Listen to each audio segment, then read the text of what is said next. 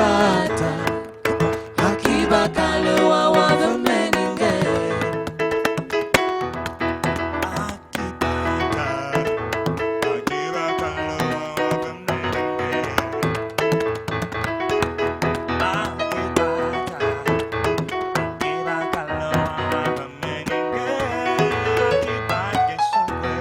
Akibata, Akibakalewa wavameninge. Akibata, Akibakalewa wavameninge. Wavameninge. Wavameninge. Wavameninge. Wavameninge.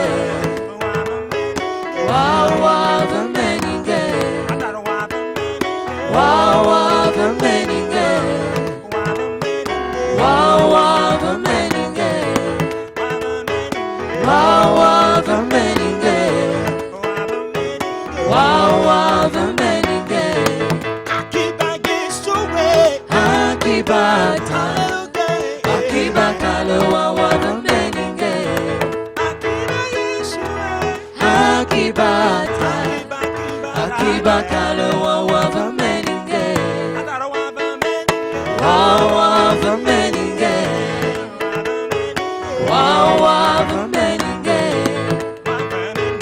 Wavameninge. Wavameninge. Wavameninge. Wavameninge. Wavameninge. Wavameninge.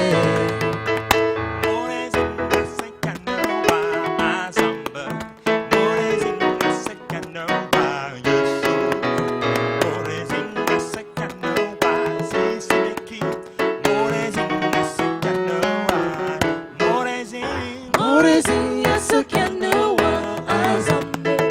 Morezinha Sukanoa Yesu. Morezinha Sukanoa Sisaki. Morezinha Sukanoa. Morezinha Sukanoa Azambe. Morezinha Sukanoa Yesu. Morezinha Sukanoa Sisaki. Morezinha Sukanoa.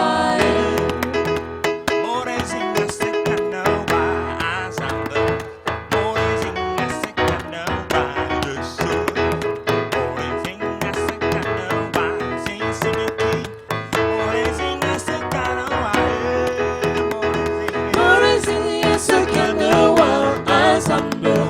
Morezinha Sukanoa Yesu. Morezinha Sukanoa Sinsimaki. Morezinha Sukanoa. Bialugoa, Bialugoa Azambe. Bialugoa, Bialugoa Yesu. Bialugoa, Bialugoa Sinsimaki. Morezinha Sukanoa. Bialugoa, Bialugoa Azambe. Bialugoa, Bialugoa Yesu. Bialugoa, Bialugoa Sinsimaki. Morezinha Sukanoa.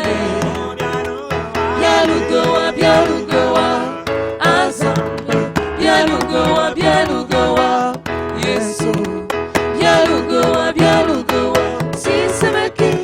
Morezinha Sukanoa. Bialugoa, Bialugoa Azambe. Bialugoa, Bialugoa Yesu. Bialugoa, Bialugoa Sinsimaki.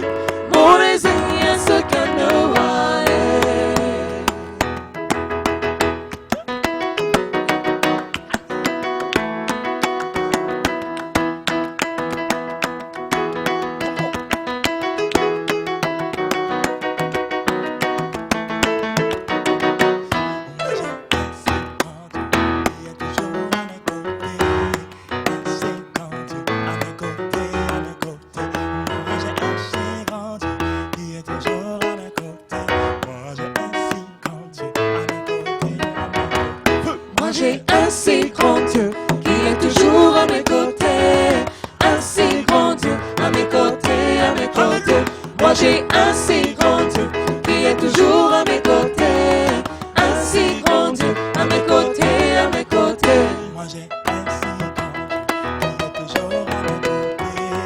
Un si grand Dieu à mes côtés, à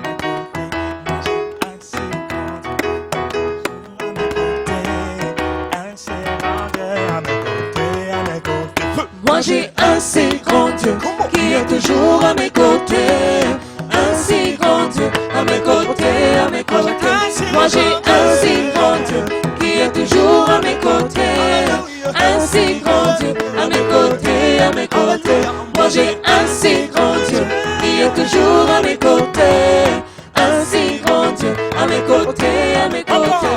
Moi j'ai un si grand Dieu qui est toujours à mes côtés. Un si grand Dieu à mes côtés, à mes côtés. Moi j'ai un si grand Dieu qui est toujours à mes côtés. Un si grand Dieu à mes côtés, à mes côtés. I have a very big God, He's always by my side. A very big God, by my side, by my side. I have a very big God, He's always by my side. A very big God, by my side, I have a very big God who is always by my side. A very big God by my side, by my side. I have a very big God who is always by my side. A very big God by my side, by my side. I have a very big God who is always by my side. A very big God by my side, by my side. I have a very big God who is always by my side. Very big God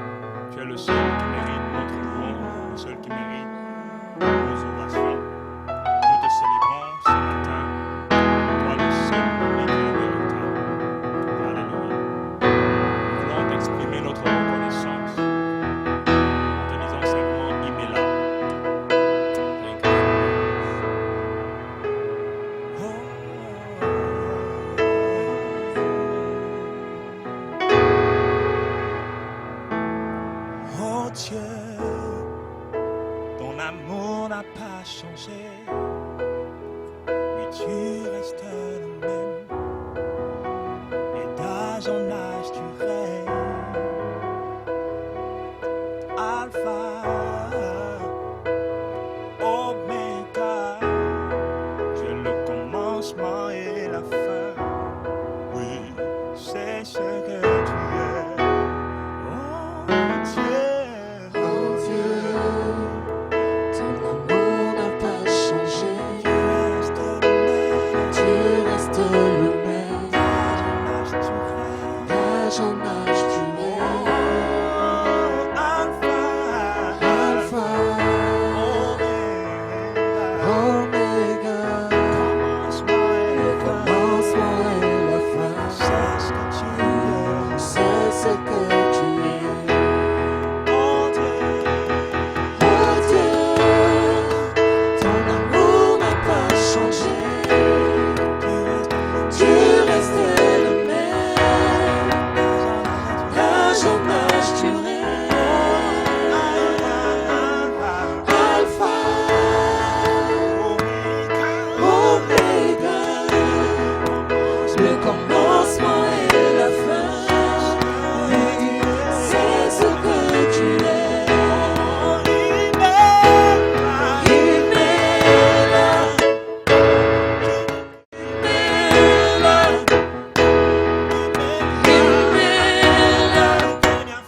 pour tous tes bienfaits.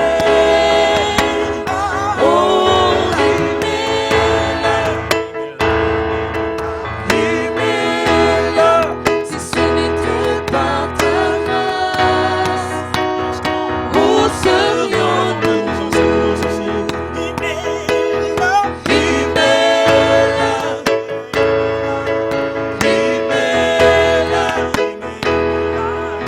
il m'est là, pour tous tes bienfaits. Oh, il m'est là, si ce n'était pas ta grâce, où serions-nous? Par ta grâce, je peux vivre. Ta grâce m'aide à t'adorer. C'est ta grâce qui me soutient. Si ce n'était pas ta grâce, où serais-je? Par ta grâce, je peux vivre. Ta grâce m'aide à t'adorer. C'est ta grâce qui me soutient. Si ce n'était pas ta grâce, où serais-je?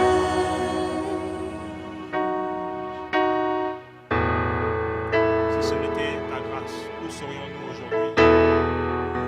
Nous voulons te rendre ce culte. Nous sommes conscients et reconnaissants de ce que tu fais. Seigneur, merci d'avoir préservé nos vies. Merci d'avoir permis que nous soyons ceux qui te louent aujourd'hui. Seigneur, les morts ne peuvent pas te louer. Ce ne sont pas les morts qui te célèbrent, mais nous te célébrons. Merci d'avoir épargné chacun de nos vies. Merci, ô Dieu, d'avoir fait, ô Dieu, perdurer ton alliance envers chacun d'entre nous. Toi, là, tu es Dieu. Tu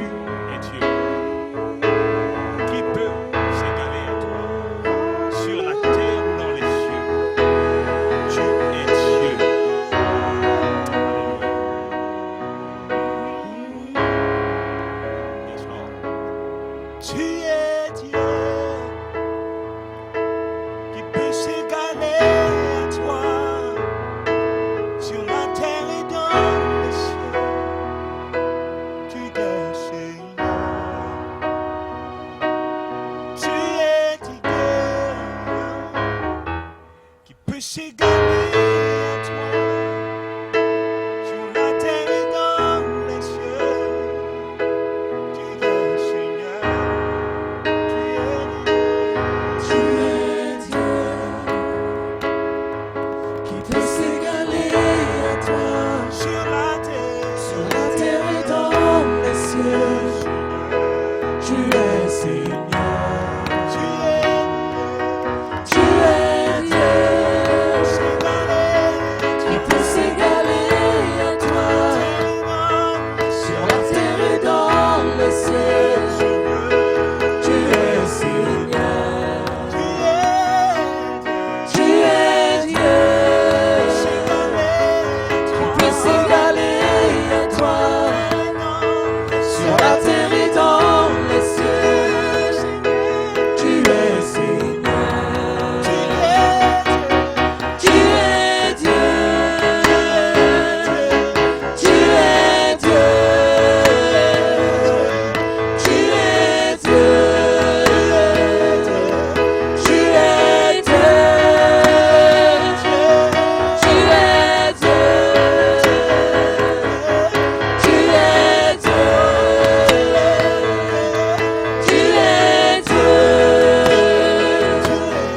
tu es Dieu, tu es Dieu, tu es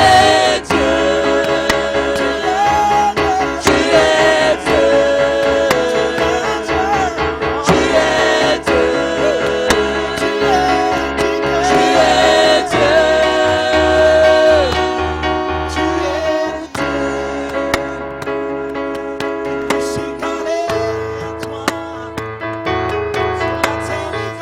tu es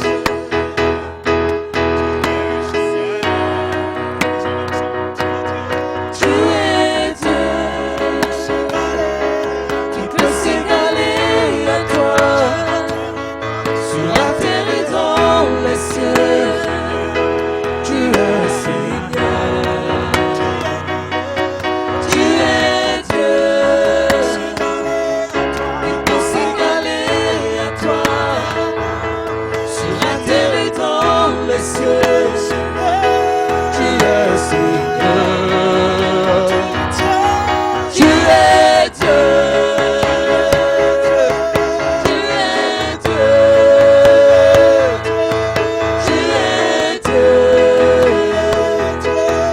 tu es Dieu, tu es Dieu, tu es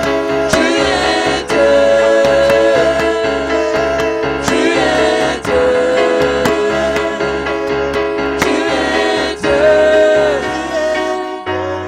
tu es Dieu, tu es Dieu.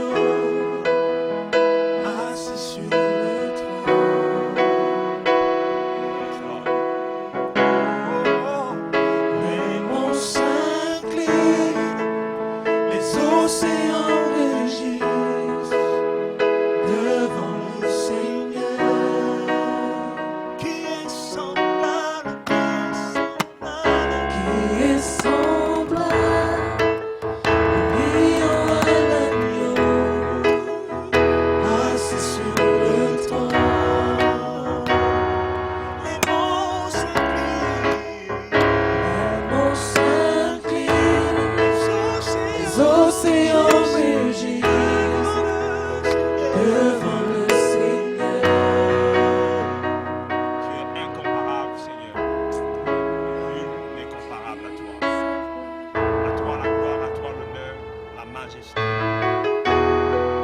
Nous bénissons ton Saint-Nom. Dieu vivant d'Israël. Amen.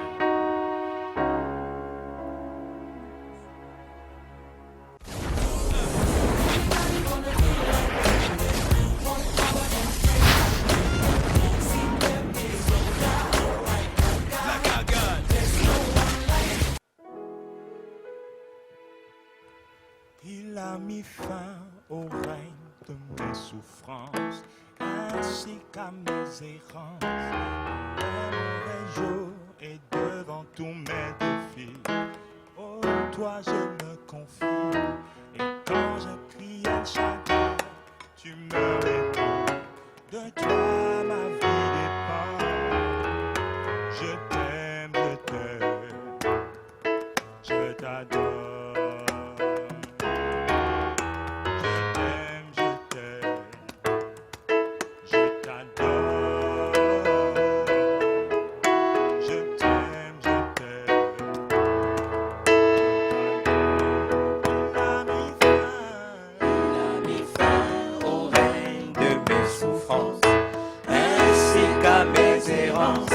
Dans les mauvais jours et devant tous mes défis, en toi je me confie.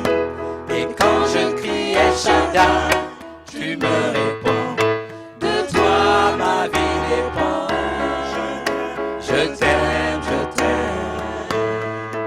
je t'adore. Je t'aime, je t'adore. Je t'aime, je t'adore. Il a mis fin au règne de mes souffrances, ainsi qu'à mes errances. Dans les mauvais jours et devant tous mes défis, en toi je me confie. Et quand je crie El Shaddai, tu me réponds. De toi ma vie dépend. Je t'aime, je t'adore. Dites avec moi, je t'aime, je t'aime. Je t'aime, je t'adore. Dis à Jésus, je t'aime. Je t'aime, je t'adore. Je t'aime, Jésus. Je t'aime, je t'adore. Je t'aime, je t'adore. Je t'aime, je t'aime. Je t'aime, je t'adore. Je t'aime, je t'adore. Je t'aime, je t'aime. Je t'aime, je Je voudrais donc vous bénir tous au nom de notre Seigneur Jésus-Christ et heureux d'être encore une fois ce dimanche 26 juillet avec vous. Hier, sur ce même hôtel, j'ai fait une communication et aujourd'hui, j'ai la possibilité de partager la parole de Dieu avec vous. Le thème que j'ai choisi de partager s'intitule « C'est ici la porte des cieux ».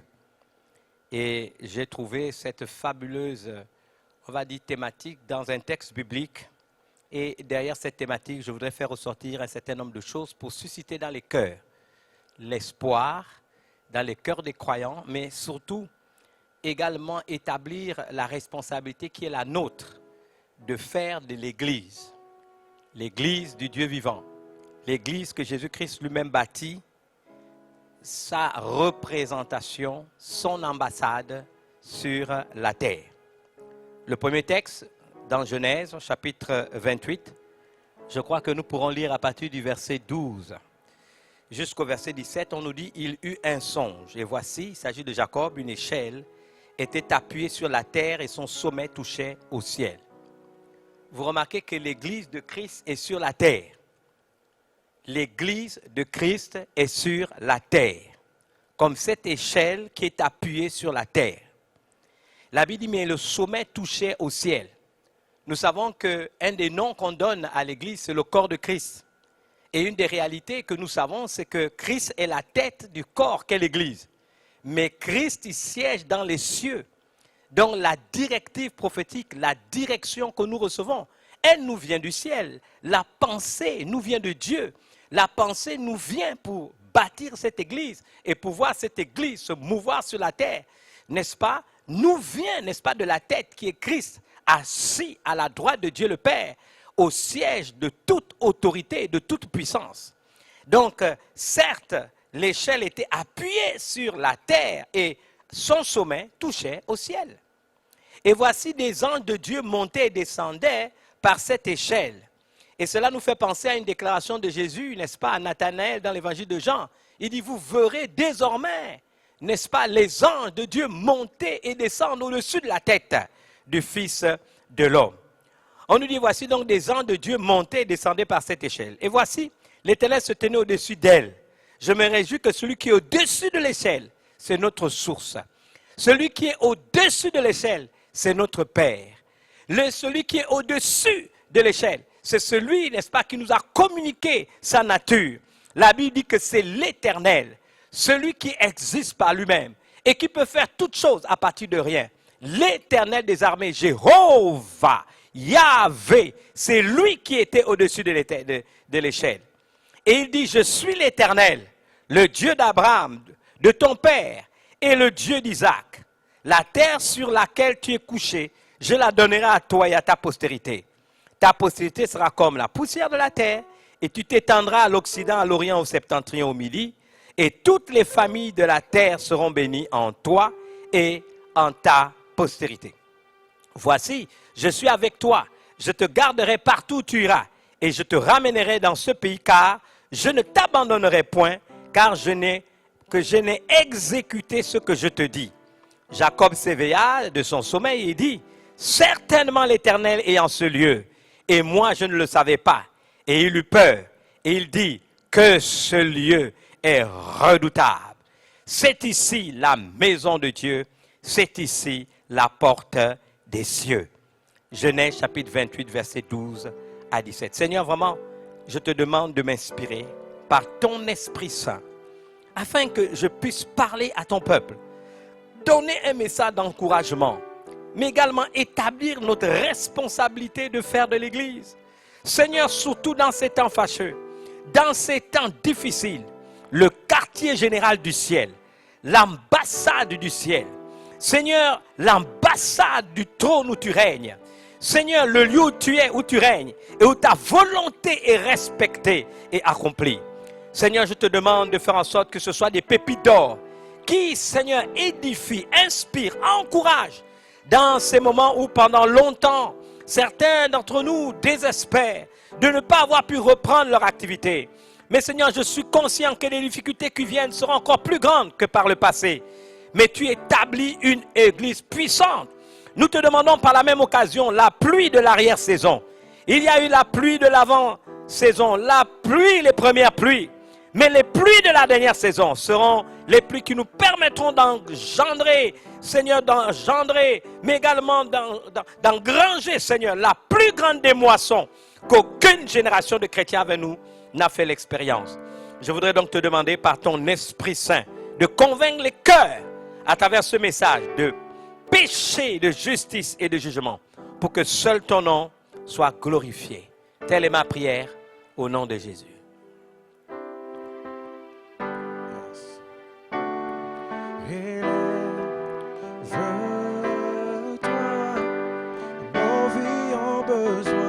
Jesus, c'est une prière.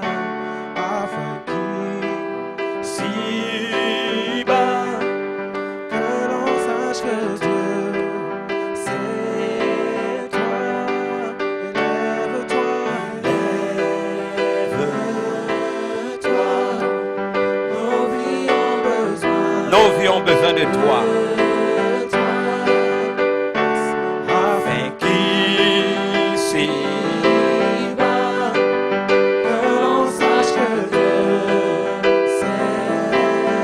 Lève-toi, l'Église a besoin de toi.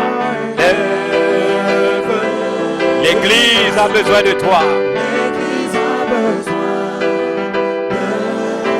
de toi. Baba.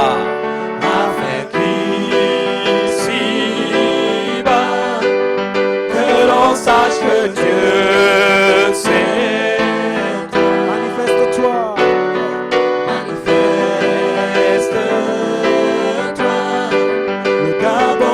besoin. Manifeste-toi, Seigneur. Le Gabon a besoin de toi, afin, ici-bas, que l'on sache que Dieu c'est toi. Que l'on sache que Dieu, c'est toi. Manifeste-toi, manifeste-toi. L'Église a besoin de toi, afin qu'ici-bas, afin qu'ici-bas, que l'on sache que Dieu, c'est toi. Manifeste. Le Gabon a besoin de toi. Gabon a besoin de toi. Afin qu'ici-bas, que l'on sache que Dieu c'est toi. Élève-toi. Nos familles ont besoin de toi.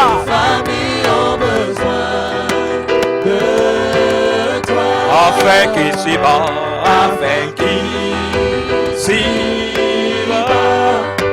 que l'on sache que Dieu c'est. Une dernière fois, manifeste. L'Église a besoin de toi. L'Église a besoin de toi.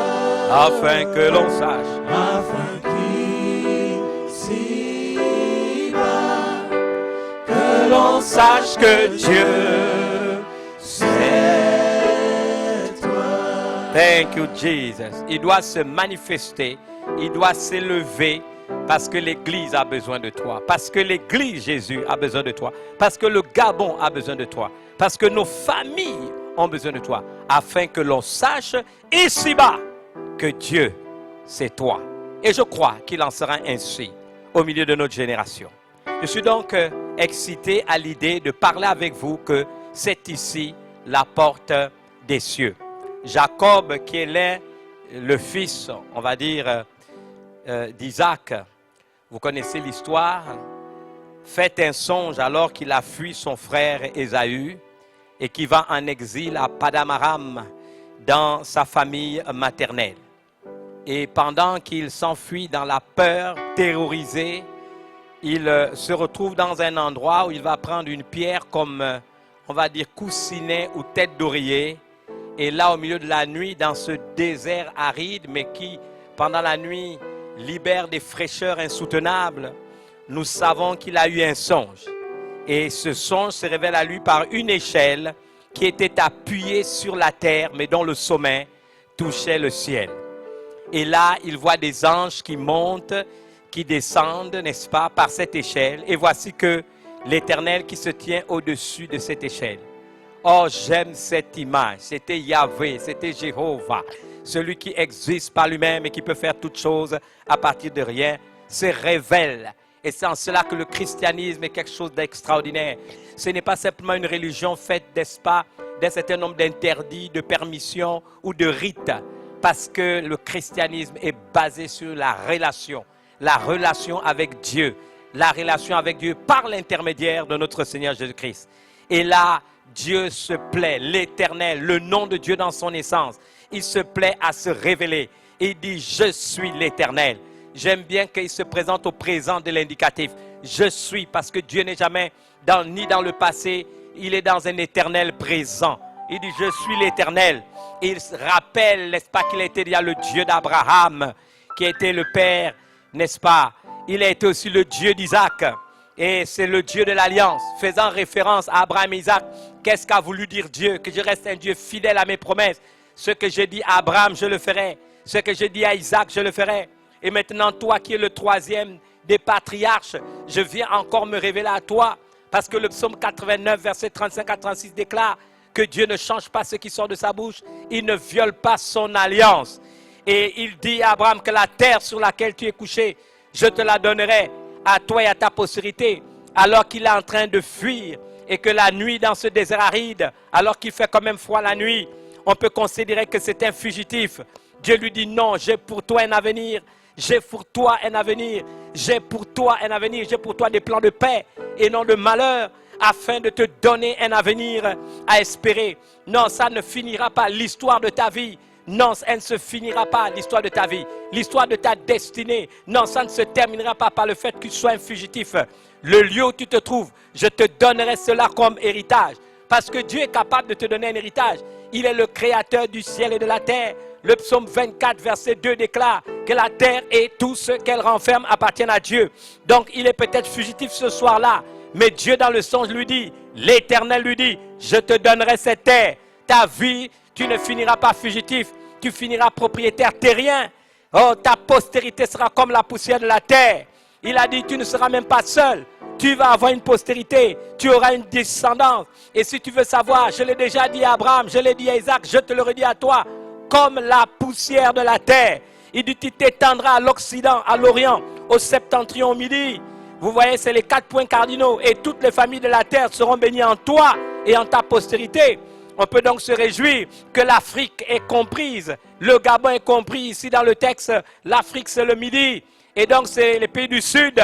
Ils étaient compris au même titre que l'Occident, au même titre que l'Orient. Et on peut se réjouir de cela. Nous pouvons dire Alléluia lorsque nous savons que dans le Nouveau Testament, tous ceux qui sont en Christ sont fils d'Abraham, héritiers des promesses. Donc, Dieu n'a pas menti. Dieu va le faire. Il dit, toutes les familles de la terre seront bénies en toi et ta postérité. Il ajoute, voici, je suis avec toi. Ah, quand on est fugitif, il peut arriver qu'on se sente seul dans nos difficultés. Mais non, si tu as Dieu avec toi, tu as la majorité. Il dit, car je suis avec toi. Il n'a pas dit, je serai. À l'instant où je parle, je suis avec toi. Dans ta fuite, je suis avec toi. Dans tes peurs, je suis avec toi. Dans tes doutes, je suis avec toi.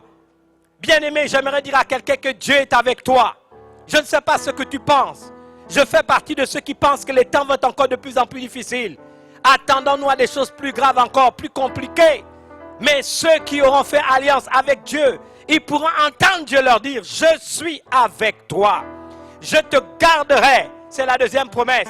Je ne serai pas seulement avec toi, comme peut-être un objet qui est un objet d'ornement dans une maison. Non, je te garderai. Parce que je serai avec toi, mais je te garderai. Partout où tu iras. Est-ce que ce n'est pas une bonne nouvelle? Partout où tu iras, je serai avec toi. Je te ramènerai de ce pays. Tu es en train de fuir, mais je veux te ramener. Car je ne t'abandonnerai point, que je n'ai exaucé ce que je te dis. Jacob se réveilla de son sommeil et il dit, certainement, l'Éternel est en ce lieu. Et moi, je ne le savais pas. Il eut peur et il dit que ce lieu est redoutable. C'est ici la maison de Dieu. C'est ici la porte des cieux. Je voudrais que vous et moi, nous puissions retenir ces 3 mots. 1. Que ce lieu est redoutable. Quel est ce lieu redoutable? C'est un lieu dont, n'est-ce pas, la base est sur la terre et le sommet est au ciel où Dieu siège. Il dit, mais c'est ici la maison de Dieu. C'est ici la maison de Dieu. Pouvez-vous imaginer que la maison de Dieu est un lieu redoutable? Puissions-nous apprendre en cette matinée pourquoi, n'est-ce pas, cette maison est redoutable? Parce que c'est la maison de Dieu.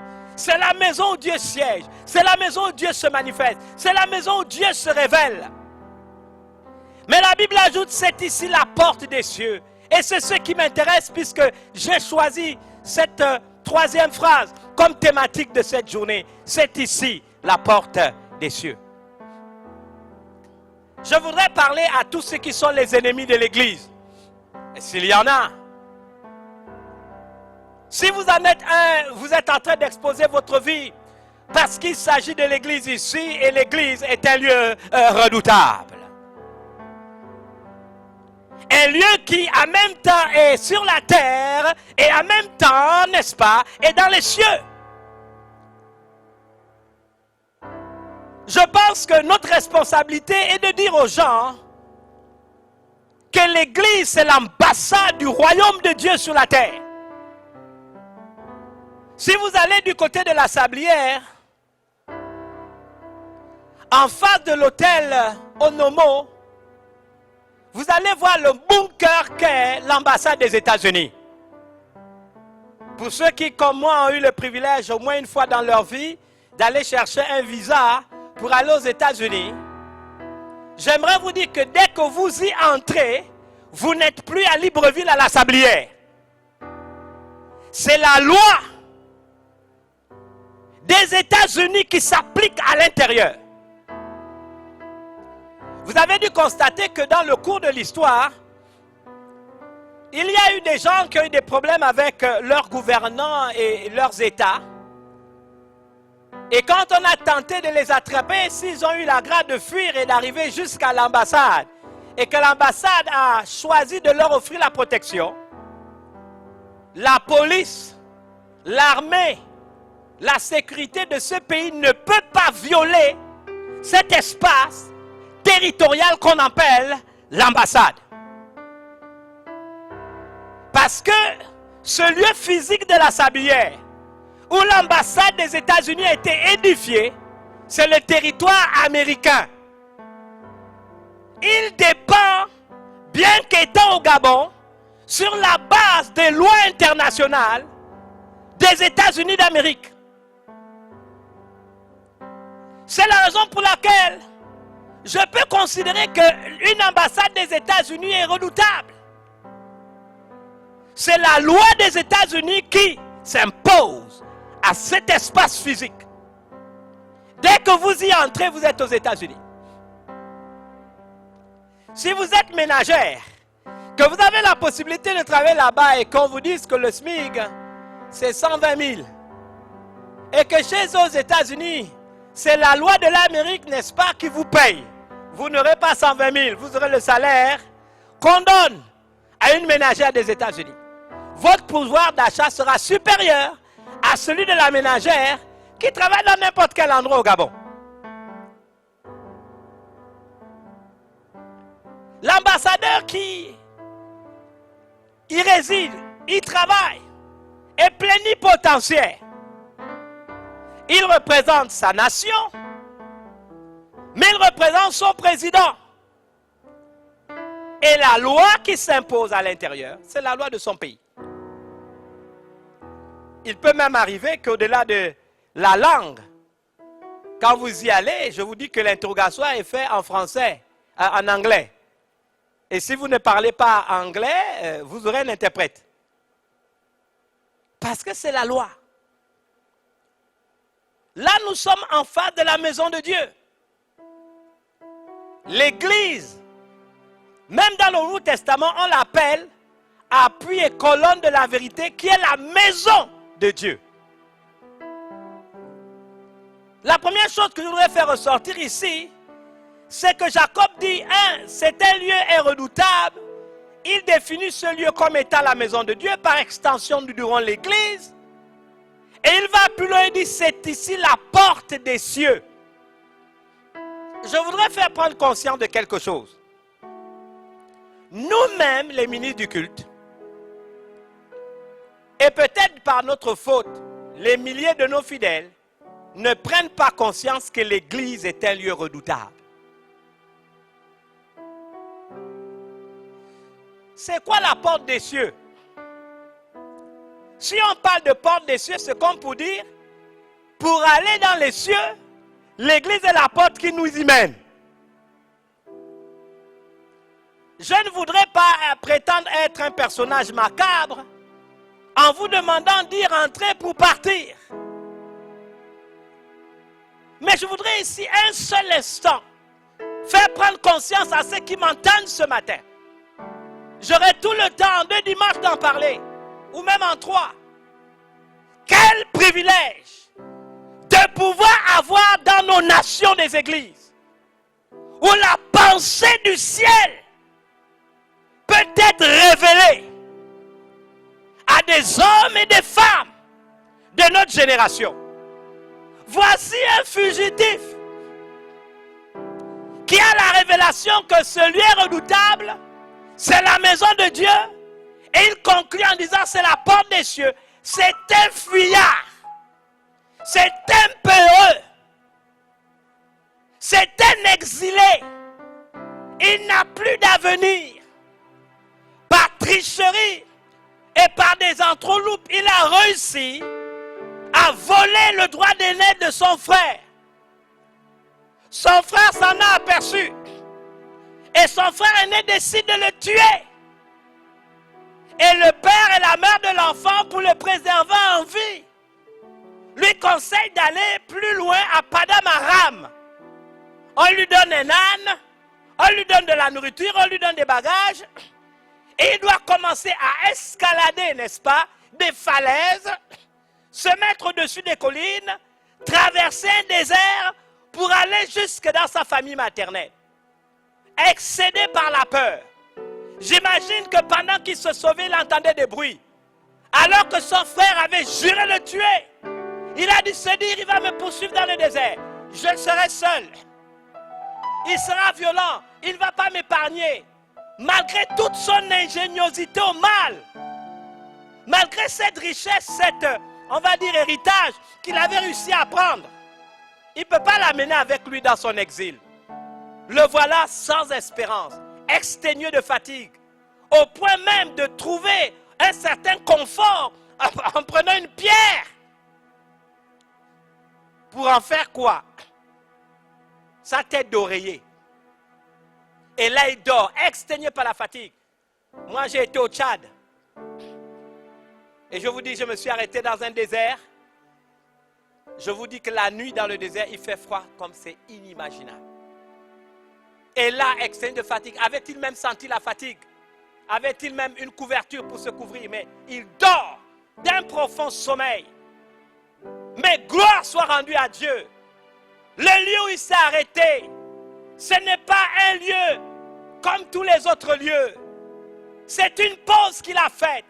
Et là où il s'arrête, sans le savoir, c'était un redoutable. Il a reconnu que c'était la maison de Dieu. Comme toi, peu importe la qualité de la vie que tu mènes, peu importe tes désarrois, peu importe tes échecs, peu importe tes déceptions, peu importe tes peurs, peu importe les injustices par lesquelles tu es passé, peu importe le mal qui t'a été fait. Dans le cours de ta vie, il te faut découvrir ce lieu redoutable. Ce lieu redoutable s'appelle la maison de Dieu. Ce lieu redoutable s'appelle l'église. C'est la porte des cieux. Pas l'endroit où je veux que tu passes pour mourir et aller directement au paradis sans avoir accompli ta destinée. Mais c'est un lieu où Dieu peut te parler. Où Dieu peut te dire, malgré la réalité visible de la vie que tu mènes, quels sont ses projets de paix et non de malheur qu'il a pour toi. C'est un lieu où il peut te parler. C'est un lieu où Dieu ne prendra pas en considération la situation par laquelle tu passes. Mais la grandeur du Dieu qui a créé les cieux et la terre, qui peut, n'est-ce pas, transformer les ténèbres en lumière, assécher les cours d'eau pour faire traverser les gens. Ce Dieu te dira des choses qui concernent ta vie. C'est pourquoi cette ambassade qu'est l'Église est un lieu redoutable. Et qu'il faut être un insensé, comme nous le voyons dans notre génération, où des gens pensent qu'on peut tout dire de l'Église.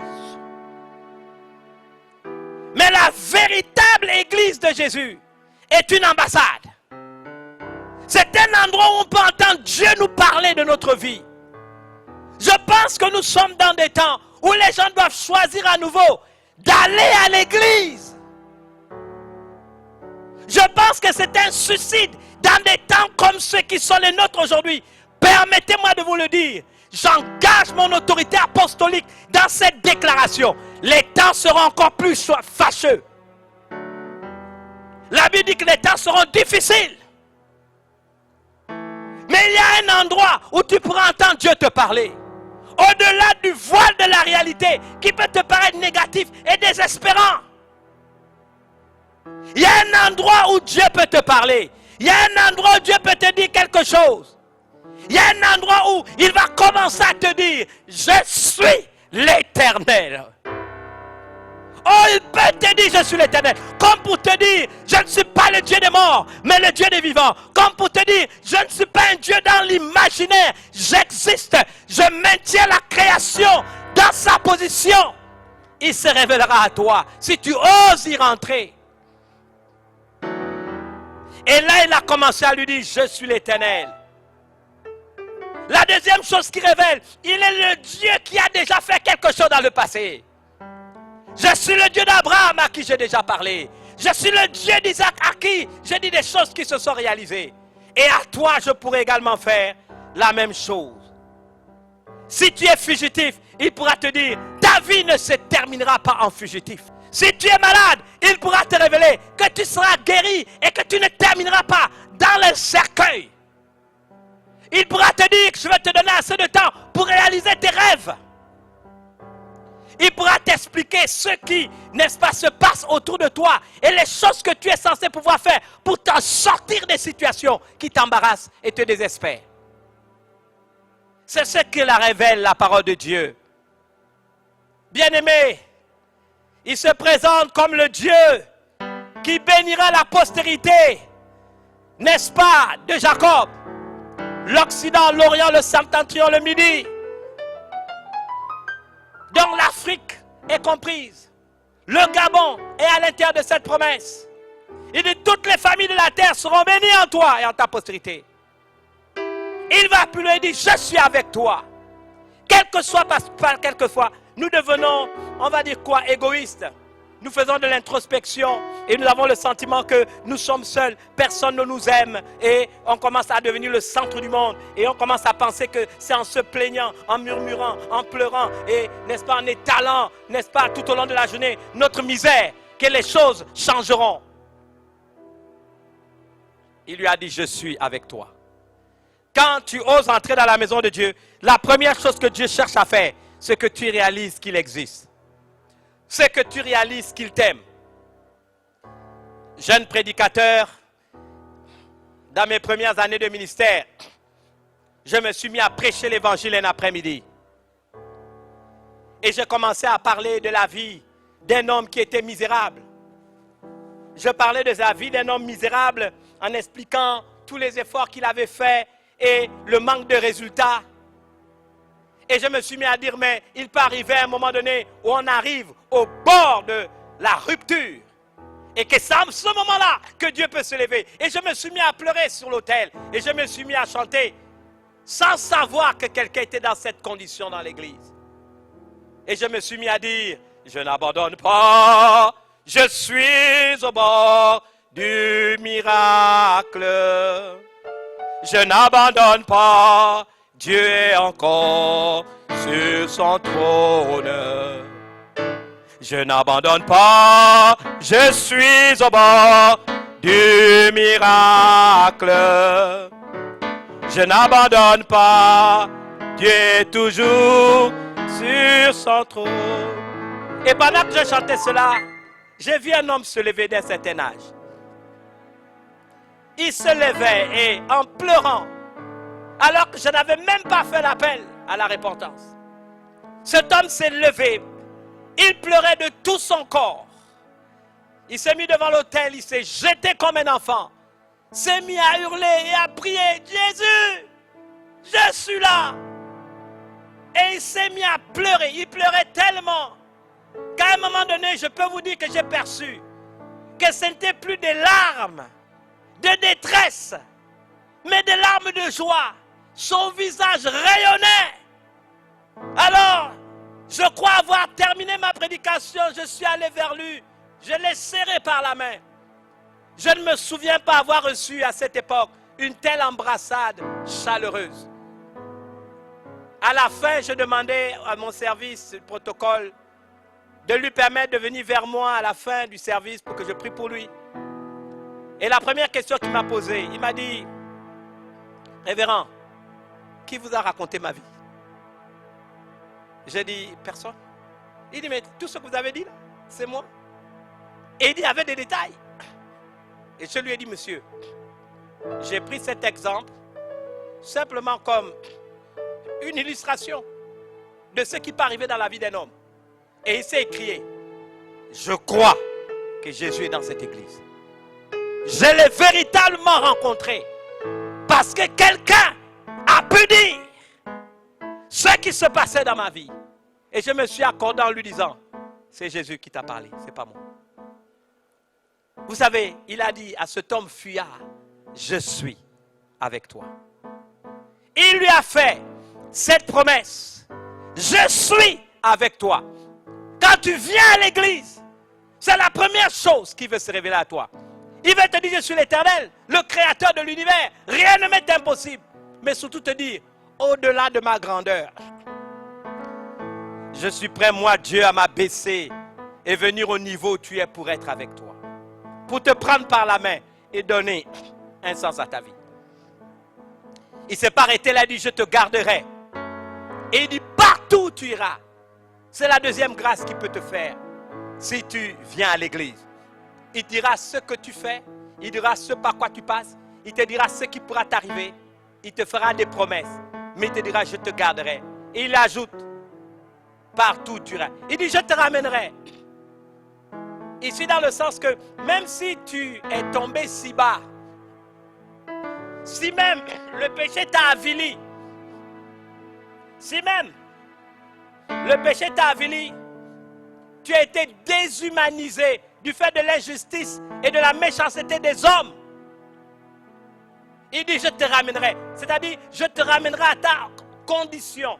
Je vais te réhabiliter. Je vais te restaurer. Je vais guérir les blessures de ton cœur. C'est la promesse qu'il te fait.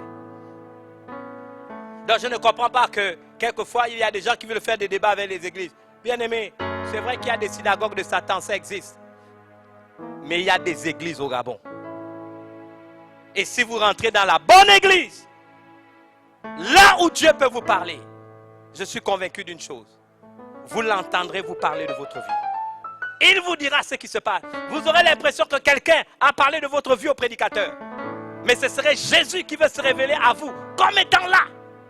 Qui sera en train par son esprit de s'adresser à vous. Il dit, je serai avec toi, partout où tu iras, je te ramènerai, je te restaurerai. Il dit, je ne t'abandonnerai point, que je n'ai exécuté ce que je t'ai dit. Cette alliance, Dieu ne pourra pas la rompre, tant qu'il n'aura pas accompli les promesses qui vous ont été faites. C'est pourquoi l'église est un lieu redoutable. C'est pourquoi c'est la maison de Dieu. C'est pourquoi c'est la porte des cieux. Il va plus loin. J'aimerais vous dire quelque chose et je vais terminer avec ça. Nous les prédicateurs et nous les chrétiens, sommes-nous conscients que c'est la porte des cieux? Sommes-nous conscients que cette église que nous connaissons, où nous allons tous les dimanches, où nous allons par habitude, par tradition, est la porte par laquelle quelqu'un qui ne connaît pas Dieu peut rentrer en contact avec lui. Quelqu'un qui ne connaît pas la réalité du ciel peut rentrer en contact avec lui. Quelle est nous-mêmes notre appréciation de l'église? Un rassemblement d'amis? Un club?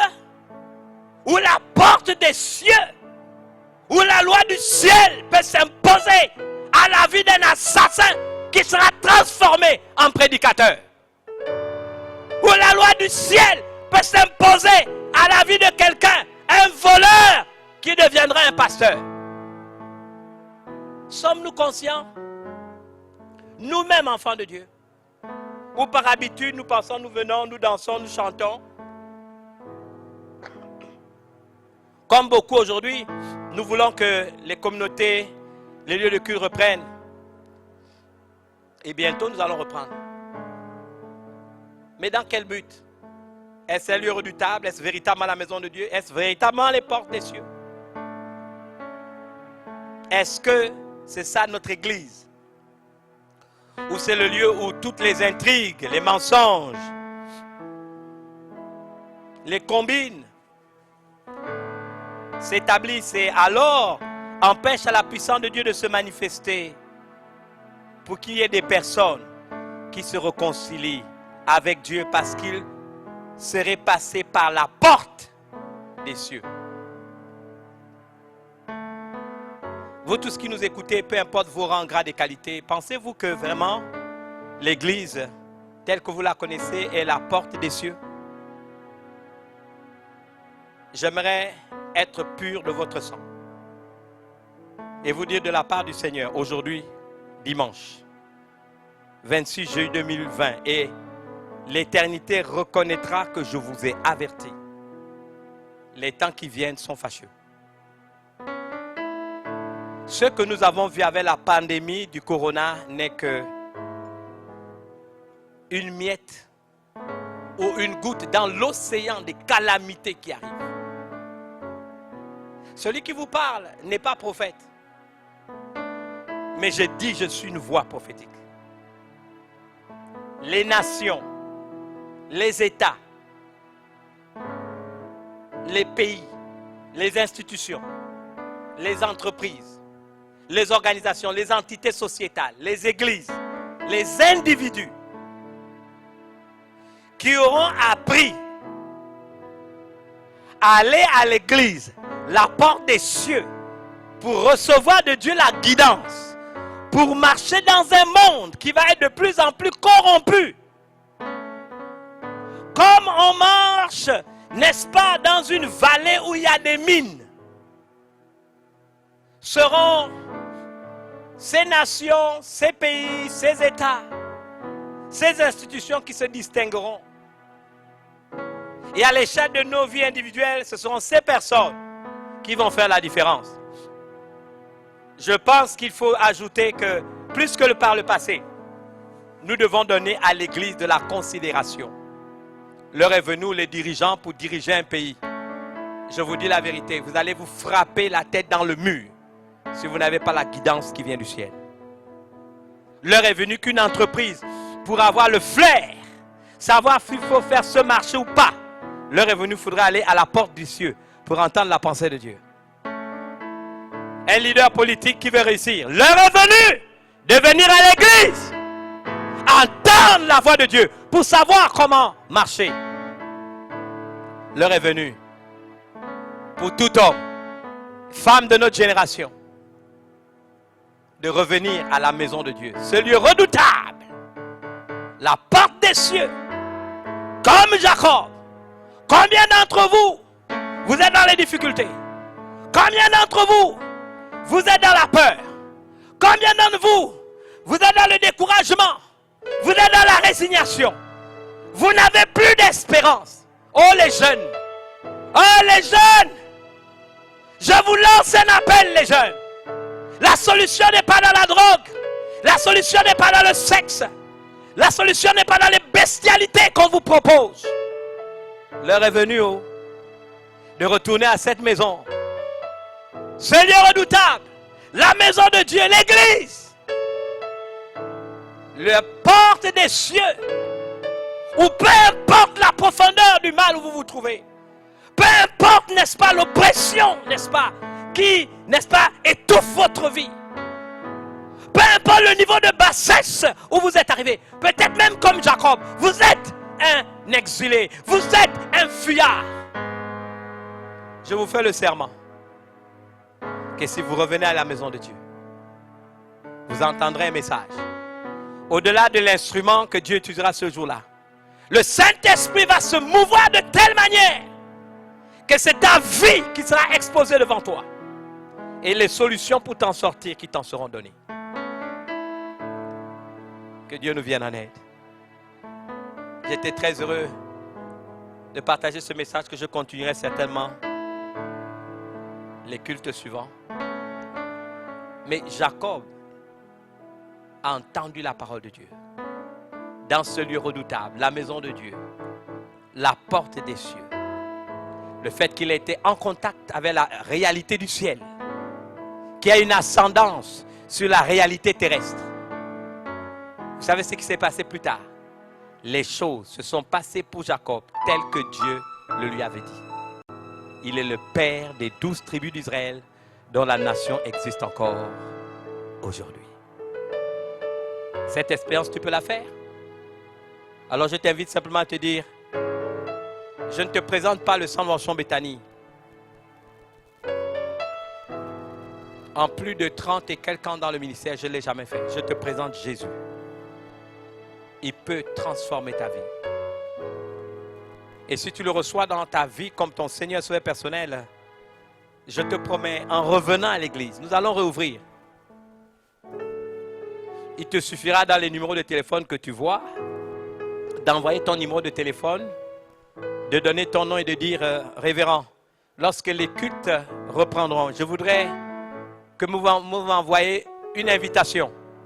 Alors je me ferai le plaisir de faire le premier dimanche que nous allons organiser. Tu seras mon invité personnel. Et je te dis, tu entendras Dieu te parler, ta vie ne sera plus jamais la même. Je veux que tu donnes ta vie à Jésus. C'est le départ. Là où tu es, il est capable de se manifester. Là où tu es capable de sentir sa présence. Tu es capable sans te rendre compte, sans savoir même comment. Tu te retrouves à genoux, des larmes dans les yeux, plein de reconnaissance. Parce que tu ressens des sensations qui prouvent qu'il y a une présence angélique, une présence divine qui t'environne. Et beaucoup d'entre vous, au moment où je suis en train de parler, vous le sentez. Alors c'est lui qui t'appelle. Je ne suis qu'un frêle instrument qu'il a utilisé. Mais fais cette prière avec moi. Alors qu'il les chante, pendant que tu rentres en toi-même, que tu reconsidères ta vie, et qu'avant que je ne fasse la prière, tu puisses dire, c'est de manière réfléchie, ma propre liberté que j'ai manifestée en acceptant Jésus, sans contrainte, mais librement. Mais encore une fois, j'insiste, des numéros de téléphone vont défiler. Vous avez la possibilité d'envoyer un SMS ou tout simplement d'appeler les assistants et leur dire, le révérend a promis que si je vous appelais, que je vous donnais mon nom, mon prénom et mon téléphone, que je ferai partie de ces invités à la prochaine occasion. Alors, elles enregistreront ou ils enregistreront vos noms. Je me ferai le plaisir de faire de vous mes invités. Alors que vous êtes là et que vous vous dites, Seigneur, je veux te recevoir comme mon Seigneur Sauveur, je veux que tu écoutes ces paroles et après je vais t'amener dans la prière pour te réconcilier avec Dieu. Ce chant dit, venez au Sauveur qui vous aime. Venez au Sauveur qui vous aime. Venez, il a brisé vos chaînes. Il veut vous recevoir lui-même. Ses bras vous sont ouverts. Oh, quel beau jour! Oh, quel beau jour! Sauveur fidèle, quand nous appuyons sur ton bras, dans la demeure paternelle, nous porterons nos pas. Venez pécheurs, il vous appelle. Venez pécheurs, il vous appelle. Le bonheur est dans son amour. Ah, donnez-lui votre cœur rebelle. Donnez-le lui sans retour. Oh, quel beau jour! Oh, quel beau jour, Sauveur fidèle, quand nous appuyons sur ton bras, dans la demeure paternelle, nous porterons nos pas. C'est lui qui te parle par ses paroles. Le temps s'enfuit, l'heure s'écoule. Qui sait si tu vivras demain? Jésus est là où tu te trouves. À toi de saisir sa main. Le temps s'enfuit. Le temps s'enfuit. L'heure s'écoule. Qui sait si tu vivras demain? Jésus est là où tu te trouves. À toi de saisir sa main. Oh, quel beau jour! Oh, quel beau jour! Sauveur fidèle, quand nous appuyons sur ton bras, dans la demeure paternelle, nous porterons nos pas. Certainement, ce cantique a permis de préparer ton cœur. Alors, je t'aide seulement à prier, mais si tu mets de la foi dans les paroles que tu vas déclarer à un moment où tu es là, à genoux, assis, peu importe, couché, je te fais le serment au nom de Jésus qui sera te toucher là où tu es, parce que nous avons dit, Jésus est là où tu te trouves. il sera touché ton cœur. Ne remets pas à demain ce que tu peux faire aujourd'hui. Et n'oublie pas ce que je t'ai dit. Si tu reçois Jésus aujourd'hui, appelle les numéros de téléphone qui vont tout simplement défiler. Donne ton nom, ton prénom et tu feras partie de nos prochains invités. Répète cette prière avec moi. Seigneur Jésus, j'ai écouté ta parole et je veux moi aussi avoir le droit d'entrer dans ce lieu redoutable, la maison de Dieu qui est l'Église, qui est la porte des cieux. Si tu as pu te révéler à un fuyard, un fugitif qui a été apeuré dans la nuit et que tu lui as fait des promesses, que tu lui as révélé sa destinée future, Seigneur, peu importe la situation qui est la mienne, je voudrais croire que tu es capable de m'en faire sortir. Seigneur, je suis peut-être dans la misère, dans la souffrance. Je ne m'en sors pas et on me dit que les temps qui viennent vont être difficiles. Je voudrais me distinguer et ne pas finir comme le commun des mortels. Moi, je suis nanti, mais mes richesses, mes biens et toutes les opportunités que j'ai dans la vie ne m'ont pourtant pas rendu heureux. Il y a un vide au-dedans de moi que mes richesses n'ont pas comblé. Alors je me tiens devant toi et je te dis, révèle-toi à moi et comble ce vide. J'ai posé des actes abominables, j'ai été méchant, brutal. Seigneur, ma conscience est souillée par mon péché. Mais aujourd'hui, je viens vers toi pour te dire, donne-moi une seconde chance. C'est la raison pour laquelle je renonce à ma vie passée. Je reconnais mes fautes, je reconnais mes transgressions, je reconnais le mal que j'ai fait à autrui et je suis prêt à demander pardon, à m'excuser, à me réconcilier, à réparer. Mais aujourd'hui, la chose la plus importante, c'est de te recevoir, Jésus, dans ma vie comme mon Seigneur et Sauveur personnel. Que tu viennes de mettre de l'ordre, que d'abord ta paix vienne dissiper, n'est-ce pas, tous les troubles qui longtemps m'ont oppressé. Et que cette joie, cette sérénité, cette paix, cette assurance que je ressens soit maintenue et soit la preuve de ta présence dans ma vie. J'en appelle à ton sang qui a coulé sur la croix du Calvaire pour que je ne sois plus jamais le même et que ma vie chrétienne, nouvelle vie, puisse commencer. Je crois qu'en t'ayant demandé pardon et t'ayant reçu comme mon Seigneur Sauveur par ton Esprit Saint, mon nom est écrit dans les livres de vie. Je ne serai plus jamais le même. Et que cette joie ineffable qui m'anime soit permanente, m'inonde par la présence de ton Saint-Esprit et me transforme de l'intérieur pour que moi aussi un jour, je sois une source de bénédiction pour les autres. Que cette expérience que je fais aujourd'hui, je puisse un jour la transmettre à ma famille, à ma postérité, à mes amis, à mes connaissances. Seigneur, pour que je sois comblé de joie. Merci pour l'opportunité que tu m'as donnée. Seigneur, merci pour ton pardon que je reçois. Merci, je m'incline devant toi. Et je décrète et je déclare qu'à partir d'aujourd'hui, tu es mon sauveur, mais également mon Seigneur. Je reçois ta paix et ton pardon en ce jour, Jésus. Amen. J'étais très heureux de vous avoir avec moi. Nous allons nous voir tout à l'heure au deuxième service. Nous allons terminer avec cette série sur les 7 piliers de la sagesse divine à Gabon Télévision, Canal 320, tout à l'heure à partir de 13h30. Je vous remercie d'avoir été avec nous ce matin. Soyez bénis, acclamez Dieu, chantez avec les chantes. Ce merveilleux cantique, c'est à la croix de Golgotha. Et en famille, apprenez à le faire ensemble pendant que vous regardez le culte en ligne. Continuez à prier pour l'ouverture des cultes.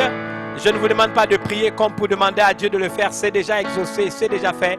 Mais de demander à Dieu de donner à nous la force, l'énergie et la santé de continuer à travailler pour mettre tout ce qui est nécessaire pour que nous puissions reprendre en toute sécurité nos activités. Soyez bénis au nom de Dieu et surtout, ayez conscience que le regard de Dieu est sur vous. Shalom. C'est à la croix de Golgotha que Jésus fut crucifié, agonisant dans sa douleur, rendant le monde à Dieu le Père. C'est à la croix de Golgotha que Jésus fut crucifié, agonisant